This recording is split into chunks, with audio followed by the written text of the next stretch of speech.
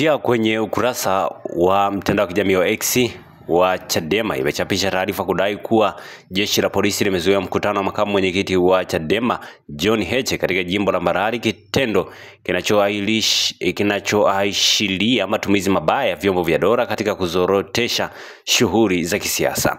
Kupitia taarifa hiyo, rais wa TLS wakili Boniface Mwabukusi amekosoa hatua hiyo ya kuzuia kwa mkutano huo, akisema kuwa ni kinyume na katiba ya Tanzania. Akinukuu ibara 20 ya katiba, Mwabukusi kupitia ukurasa wake wa mtandao wa kijamii wa X amechapisha taarifa zinazosema kuwa kila mtu ana uhuru wa kukutana na watu wengine kwa hiari yake na kwa amani, kuchanganyika, kushirikiana na watu wengine na kwa ajili hiyo kutoa mawazo yake hadharani, na hasa kwa madhumuni ya kuanzisha au kujiunga na vyama au mashirika mengine yanayoshughulikia mambo ya kisiasa au mambo mengine. Ibara hii inathibitisha kuwa mikutano ya vyama vya siasa ni haki ya kikatiba na haiwezi kuzuiwa bila sababu za msingi zinazokubalika kisheria. Ibara ya 21 kifungu cha kwanza na cha pili, kila raia anayo haki ya kushiriki shughuli za utawala wa nchi, ama moja kwa moja au kwa njia ya wawakilishi waliochaguliwa kwa mujibu wa sheria.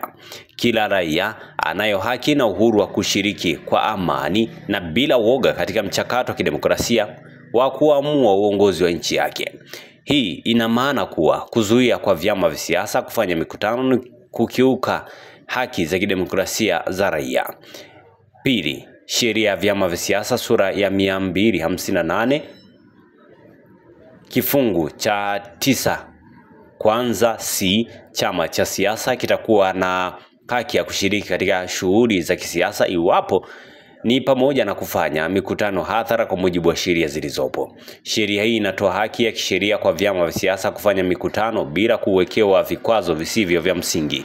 Kifungu cha 11 1 na 3, kila chama cha siasa kilichosajiliwa kwa mujibu wa sheria hii kitakuwa na haki ya kuendesha shughuli zake kwa uhuru kwa mujibu wa katiba na sheria za nchi.